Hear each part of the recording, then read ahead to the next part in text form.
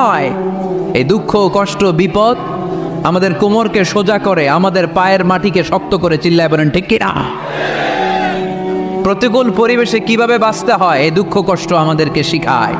এজন্য মুমিন বান্দার বৈশিষ্ট্য হচ্ছে দুঃখ কষ্ট বেদনা জ্বালা এগুলোতে সে আপসেট হয় না, সে হাল ছেড়ে দেয় না, সে ভরসা রাখে একজনের উপর। চিল্লায় বলতে হবে তিনি কে? কারণ মুমিন জানে রাত্রি যত গভীর হয় অন্ধকার তমানিসা ভেদ করে সুবহে সাদিক হয়।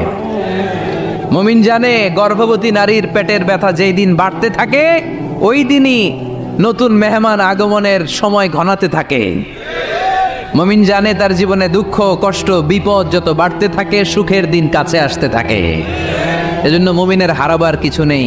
ইন্না মাআল উসরি ইউসরা, ইন্না মাআল উসরি ইউসরা। নবী হে, কষ্টের পরেই আছে আনন্দ, দুঃখের